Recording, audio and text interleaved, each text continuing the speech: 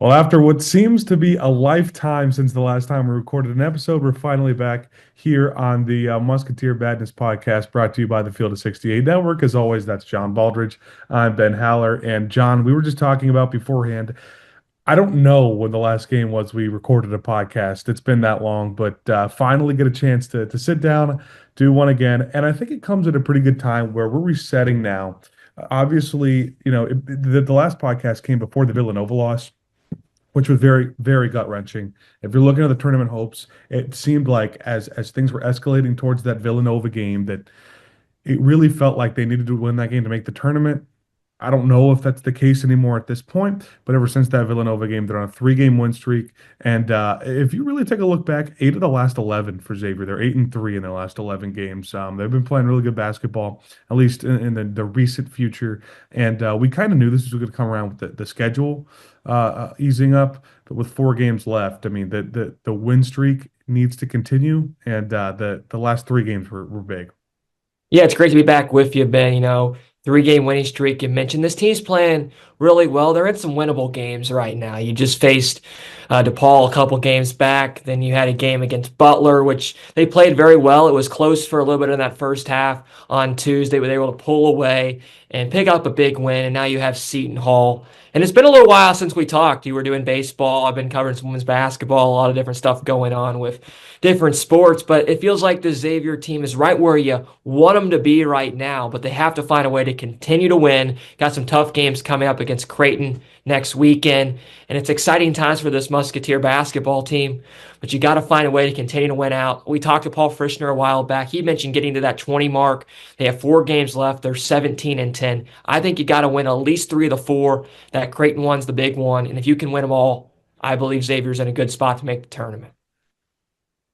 Yeah, real quick, you mentioned us two being busy. A side note, I was down in Arizona last weekend, Yeah. do some broadcasting with Indiana baseball, and that's why I'm in a hotel room right now. But got to see the Musketeers baseball team take the field, go 2-2, and 2 losses to it. The top 10 team in the country in Oregon State, but some big wins over my Hoosiers and over UNLV. They looked pretty good this weekend. But yeah, I think before we get into each specific game, as I always do, I like to overanalyze this stuff. I ran some numbers on board Bar Torvik, which is, I think, the best site to tell. It gives you tournament chances based on wins and losses. So the way things are looking right now, obviously with the 4 games left, Xavier actually is projected to win all 4 of those games. The way percentages work out, that doesn't mean that they have a higher than 50% chance to win all 4, like collectively. But with each individual game, they are favored to win all of them. The at Butler games like right around 50%, the home Creighton games right around 50%. You're probably looking at a 5 seed of the Big East tournament, and that's probably going to be against UConn. So if you take right now the rest of those 4 games, rolling into that UConn game, which is the first round of the Big East tournament, obviously you get a bye in the play-in round. Of those 5 games, if they go 5-0 in those 5, which I think is possible, it gave it about a 73% chance to make the tournament. If you go 4-1, either with losses to Creighton and then a win against UConn, or a 4-0 win against Creighton, but then you lose UConn in the first round, it was right around 50-50. I mean, barely above 50%, but I'm not sure if Bartorvik takes into account bid stealers, which, there are bid stealers every single year in college basketball. So it, it's going to be interesting. I know, like, you go back to that Creighton game, that Villanova game, and you kept saying these are must wins. They have no chance to make the tournament if they don't win this game. All right, now seriously, if they don't win this game, they don't have any chance. Yeah. But I think that there's been a ton of help from. I mean, this is a historic, and I mean historically weak bubble. The bubble is horrible this year, and that's really helping Xavier out.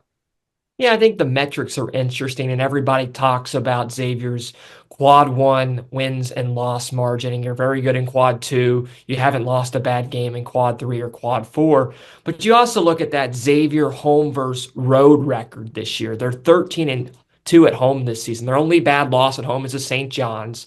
They played Marquette right down to the wire, lost by 2 points when they were down by 16 in that ball game. But they have really struggled on the road. They're 3-7. But you can finish it out strong, Ben. I mean, you talk about the remaining parts of this schedule. You got Seton Hall coming this weekend. That's a game that Xavier has to win. If they lose that one, I feel like all the confidence is lost. You mentioned Creighton. You got to find a way to win. You hate to say it's win or loss or it's over, but it feels like if you don't find a way to win three of these four against Butler left after that on the road, which would be a tough contest at Hinkle Fieldhouse, always tough to play there, and then Providence back at home. So four games, you got to find a way to win three of the four. And then you get ready for that Big East tournament, wherever you're seeded, wherever the metrics put you at. And it feels like the Xavier number margin, I believe after the Big East tournament, they got to find a way to win 23, 24 games, maybe 22.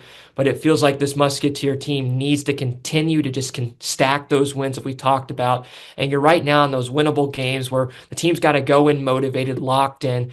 And sometimes when you're taking on Butler, you're taking on DePaul, and you're taking on Seton Hall, three teams you're expected to beat, your mojo might not be there, but that Xavier team has gone out there the last couple of times, put, numbers away from what you're talking about and just been able to play good basketball and hoping they can do that again here against Seton Hall this weekend. Yeah, it's interesting you bring up metrics because I think it was after the DePaul game.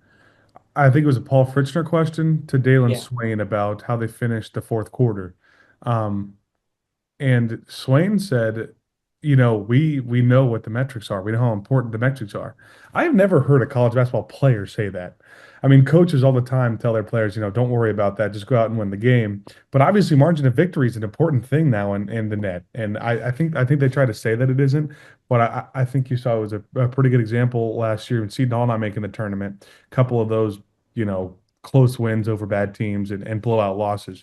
But I I like that it feels like this team and the players are more aware of where they sit and what they need to do to get into the tournament than most players and teams.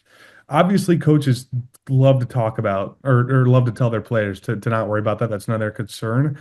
But it seems like it's kind of ingrained in these players' brains. All right, this is how important each of these games are moving forward, and not only winning them, but winning them by a wide margin. Obviously, the Providence senior night at home game and then the trip to Seton Hall Sunday are non-negotiables. Yeah. You have to win both those games. If you lose either of those, your at-large chances are done. You'd have to win the Big East tournament because the resume when the committee looks at the Xavier resume and they do not see the good wins to promote the resume. Um, One of the best selling points, and I guess the best selling point on the resume is going to be no bad losses. They have zero quad three losses, and they have one quad two loss right now. And there are actually not a lot of teams in college basketball that can say that. Um, Again, I think the 5 wins is the magic number to where I think they definitely get in the tournament. So you have 4 regular season left, and you have your Big East tournament. Um, 4 really puts you on the edge. It really just makes you sweat going into Selection Sunday. You have no idea what's going to happen, no idea what the committee cares about. And I think you could see that with a lot of other bracketologists. There are teams that have Xavier in the last 4 in. There are bracketologists that have Xavier in the last 4 in. There are bracketologists that have Xavier out or not even in the next 4 out. I think that they're just because it's a weak bubble. There are so many teams that have different kinds of resumes. I think Arkansas is like the exact opposite of Xavier's, where like they have a few good wins, but they have zero, or they have a ton of bad losses. And I was just looking at this the other day.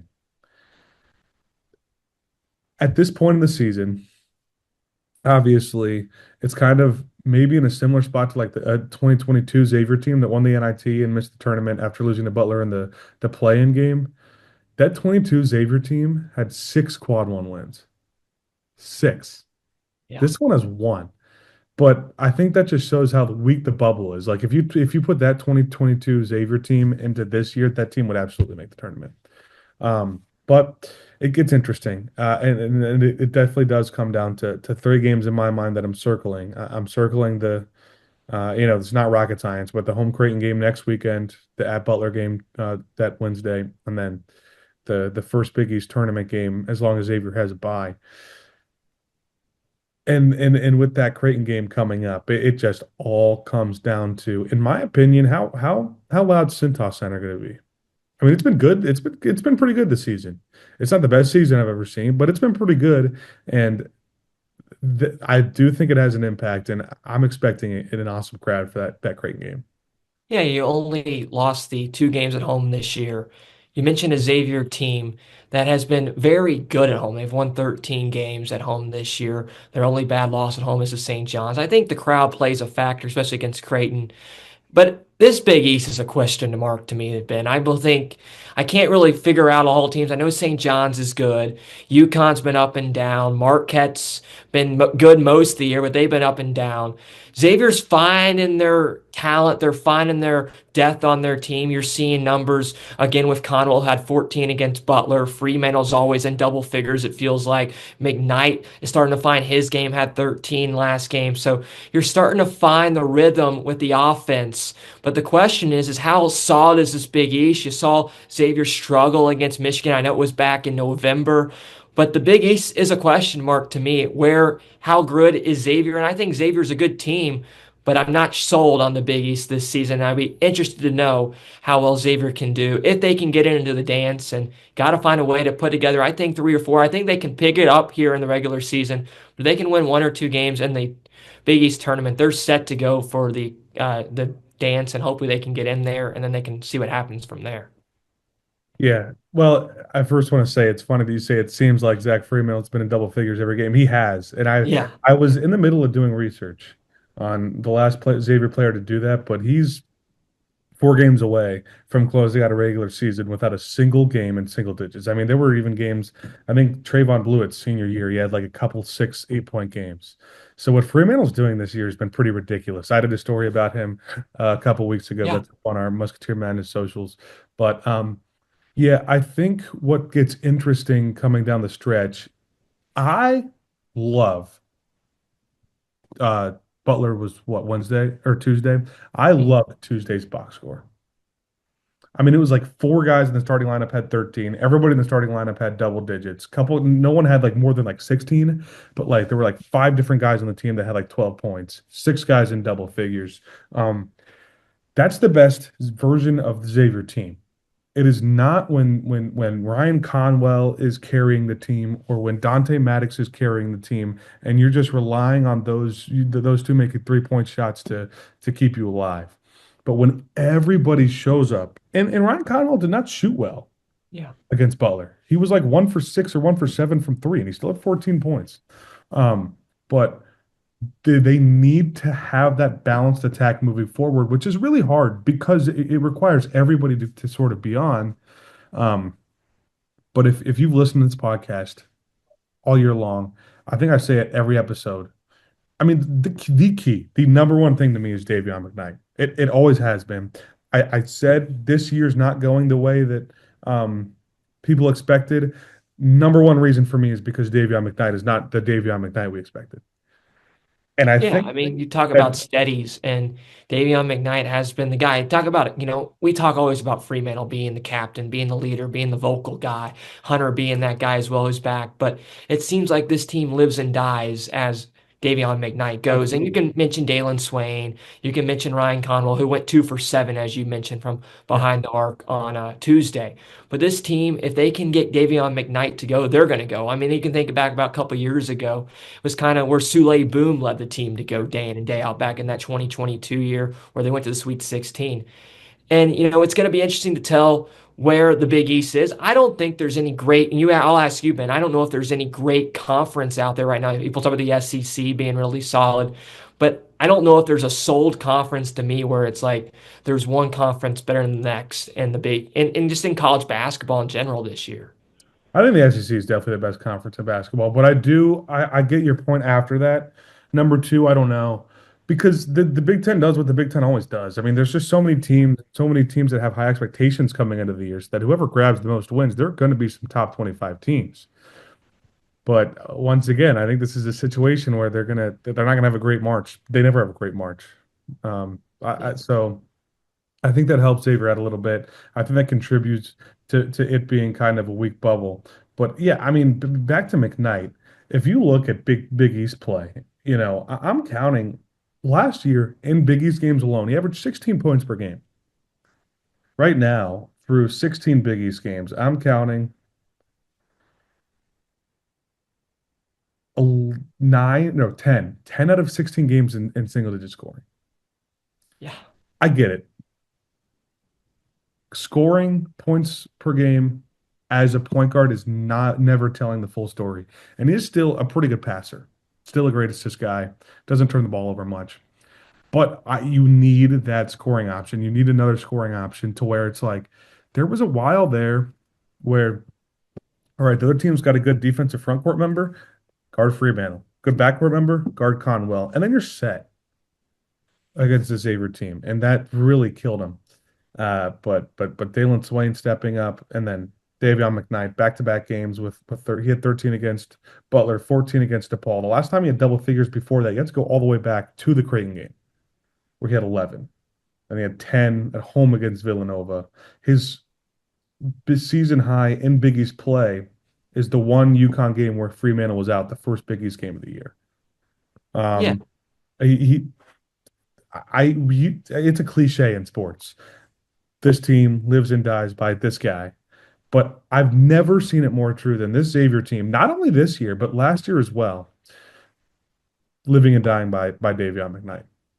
Yeah, I mean, you're losing Quincy Aliveri from last year. You lose Des Claude, and it felt like at the beginning of the year, just talking about Davion McKnight, kind of struggled to find a shot, wasn't really comfortable leading the offense. But it seems like of late, especially in these games where you have to win, games where you're expected to win, he stepped up and been the leader you expect him to be. And he's a guy who has bounced around college basketball for a long time. Was at Western Kentucky for his 4 years, then came to Xavier, and he's shown great potential. He's became a much better player over the last couple of years. And, he's just the guy you expect to lead on. And if Xavier's going to go anywhere, it's going to always be on a good point guard. You ask a coach, and I remember Shaka Smart bringing it up back at a press conference earlier this year. You live and die if you have a good point guard. And, if you have a good point guard, you always have a chance to win. And Xavier, if Davion McKnight can play well, they always have a chance to win. And this Musketeer team, if they can win 3 of the next 4, if they can win 4 of the next 4, if they can win a couple games in the Big East tournament, they're going to be where you want them to be. The question is for the Musketeers, to me personally, Ben, is how great is the Big East? I think the Big East is a solid conference, but and if they get into the dance, can they put it together for a run? And we've seen that a couple years ago. We'll see what happens this year with a new roster, a new team, and Sean Miller doing a great job with the team again this year. So I think when you move into the Big East tournament, it all comes down to matchups. There's a clear top four teams in the Big East right now. Yeah. Obviously in UConn, Creighton, St. John's, Marquette. Two of those teams I love how Xavier matches up with. Two of those teams I hate how Xavier matches up with. I like playing UConn and I like playing Marquette. Yeah. Both of those teams, Xavier beat UConn at home, Marquette on the road, and their one loss was with Fremantle out, and they were leading with less than 2 minutes left against both of those teams. They've had Marquette's number, they've had UConn's number. St. John's, we know that Xavier had a 16-point lead against them and choked that away. Um, Creighton, we'll see what happens when we play them at home, when they play them at home in a couple of weeks, but I just don't love the Kalkbrenner matchup. Yeah, that's what I was going to say. I think St. John's gives you trouble, but I think Creighton gives even more with Kalkbrenner. Xavier doesn't have a whole lot of size. That's the one No. problem we talked about this year, Ben. Yes, you have John Hughley, but after that, it just isn't a whole lot of size inside. And Xavier's had their problems. We go back to Michigan, as I mentioned earlier in November, just trying to get the ball inside against 7-footers, against 6'11" guys. And Kalkbrenner's one of those guys. And that will show you a lot. I think that game next Saturday will show you a lot. I know it's a whiteout, big crowd expected.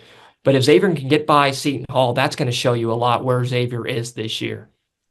Yeah. Yeah, that Creighton game is big. No way to overstate it. I think like the biggest thing with Kalkbrenner just being in the paint is it's so tough to finish over him. And I think if you are comparing this Xavier team to some of the successful Xavier teams, and you're asking yourself, all right, what's the difference? Why is this team, what's the number one reason this team's less successful than those teams? I think one of the things is you don't have a Colby Jones in 2023. You don't have a Blue or Makira in or Najee Marshall in 20 or in 18, where you have a big guard that can finish over bigs. The Sean Miller era as great of a recruiter Sean Miller is, and as great of a basketball mind Sean Miller is, it has all been built around really small guards. And I mean, that's the give or take. We're in an NIL situation where, yes, Xavier has a lot of NIL money, but they're competing with some of the big dogs now.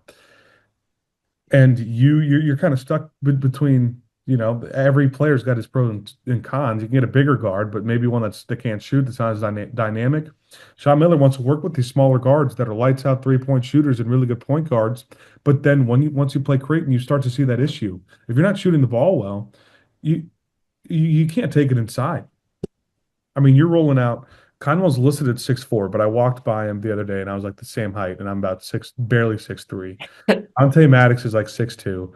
Davion McKnight's 6 foot. I mean, there's just not a lot of height. Marcus Foster's like your only big guard, and Dalen Swain, if you count him as a guard, but Marcus Foster, we all know, has not really been one to attack the paint much this year. Um, and that number one flaw is totally overblown when you play Creighton because of how difficult Kalkbrenner is to score in the paint. I think the thing we are not talking a whole lot about is Dalen Swain. You mentioned him for a second there. He's 6'8". He's listed as a guard slash forward, but he's a guy who's only averaging around 10 points a game. You look at Freemantle averaging about 16 per game. You mentioned him. He's always in double figures. It feels like Swain's always around that 10-point mark. He needs to I know he's only in his second year, but I feel like he needs to move his game up a little more, especially since we're later parts of this year. You're in the parts that matter now where you get into the Big East tournament. Hopefully you get into the NCAA tournament. And if Xavier wants to go far, yes, we talk about McKnight, but he's not the scoring type all the time. Conwell's had his games where he's non-existent. I feel like it does come down to Dalen Swain. And yeah, you can throw Conwell in there. Maddox, who's had some really incredible games. You go back to those matchups he's had where he's put up 20-point games, but it feels like Xavier's missing that second piece at times to score the basketball. Yes, they'll have Conwell there some games. Yes, they'll have Foster there some games. Maddox there some games, Swain there some games, but they got to put it together. And yes, you're right. Going back to Butler on Tuesday, where you have four guys in double figures, nobody more than 16 points, it feels like that's where Xavier's at their best, Ben. If they continue to do that, they'll be successful, especially against Creighton in the tough matchups coming up. Yeah, no question. We've been talking about it. So the box score was four guys at double figures, but all four of them had 13 points. Swain and Cadet had 13. Fremantle and Cuttle had 14. So no one had more than 14, but four guys Yeah. had 13 points. I mean, that is what the ideal Xavier score line looks like. I think the Dalen Swain thing's interesting. He has been playing better basketball as of late, for sure. I still think there's room for him to attack more, but I think he's starting to figure out and get his confidence because there's no question the skill level's there. We said it when we went to practices at the beginning of the season. Dalen Swain was dominating every single player on the floor in these Xavier practices. I mean, you include Zach Freeman, you include Ryan Conwell. Dalen Swain has the highest ceiling of any player wearing a Xavier jersey right now. Um, but I think the willingness to attack and stay consistent even when sometimes those tough finishes aren't going down is a big thing for him moving forward. And once again, that's another thing that's very important. That's the thing. When you get into this situation, they have worked themselves in a tough spot. They've worked themselves, to a spot where they have a chance. But with some of those early losses that start to add up, now you're in a situation where you're not out of this thing. But there's a lot of pieces that have to come together now. Pieces that absolutely can come together, but there's not a lot. There's no room for error at this point, and that's shown especially coming up against Seton Hall, who, I'd like to say if there's one team in the Big East you could overlook, it is Seton Hall, but they just got a big win over UConn, so Yeah. things will be interesting when they travel to New Jersey. This is a Seton Hall team that shoots the ball extremely poorly. They have one of the worst Ken Palm offensive efficiency ratings in all of Power Five. They turn the ball over a ton. Their assist to turnover ratio is one of the worst in Power Five as well. Really have only have one good player in Isaiah Coleman, who can put some pretty good games together. I think he had like 20 against Xavier when Xavier beat them in 20 back in December at Cintas. It's just a lot of different guys that can't necessarily shoot the three, but they have some guys that can defend. What Xavier did really well against them on New Year's when they played them the first time was they turned them over really well, which Seton Hall's susceptible to, so they didn't let their defense get back. And we've seen a lot of prime Xavier games where they are just out and running, and that Seton Hall game was definitely one of them. Yeah, I think you mentioned a very interesting point in having no room for error. And when you have DePaul and you have Seton Hall, and you just beat Butler, those are games where you're expect to winning as a player on the team. You're going to be human sometimes. You're going to be thinking about, we're getting ready for Creighton, we're getting ready for a big game, but you got to go out there and just take it to them. And Xavier's done a good job of that of late, especially the last couple at home, being able to pull away and get a big lead in the first half against Butler. And if they can continue to do that, I don't think you should be worried about Seton Hall. I think they got a big win against UConn, but that's not what we've seen from them all year. They're right around that low Big East mark, and the Musketeers can continue to put it together early in the first half. That's the big question to me is getting out to an early start, being successful from the jump. And if they can do that, they'll win a basketball game and they'll get ready for Creighton. And then you got some winnable games after that against Butler coming up. So, you're right where you want to be. I think so. Yeah, the first time these two teams played, it was a 94-72 Xavier win, which very high scoring game, especially for a Seton Hall team that once again isn't a horrible defensive team, but they're horrific on the offensive side of the ball. Isaiah Coleman had 19 on 7 of 20 shooting, but Xavier got out and ran. There was another one. Oh, this was might have been my favorite box score. That game, Xavier had six guys in double figures, and they had uh, a 22 from Conwell, 14 from Maddox, 13 from Swain. I mean, they were just all across the board. That was a game that Fremantle didn't play either. So beating them by 22 without Fremantle, I think is a good sign. You know, when the team's struggling this bad, there's probably not going to be a great atmosphere at Seton Hall on Sunday. Kind of like we saw with Providence, there was no one there, and that's usually one of the toughest places to play in all of college basketball. But still, this is a Big East college basketball team that just beat UConn. So I think that you cannot look too far forward. The nice thing is that you have a whole week before Creighton, so I don't know how much that game's really on their mind because it's still over a week away.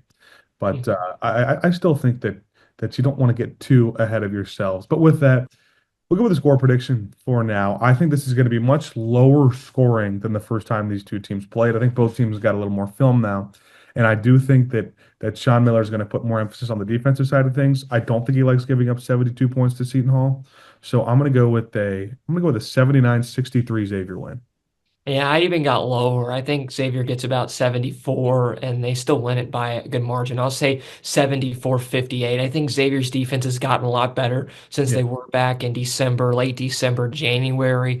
And where you seen them against Butler, where you saw them against Providence, that defense is starting to click. I mentioned the offense clicking, and they're going to find a way to pick up a win here and get ready for a big matchup against Creighton.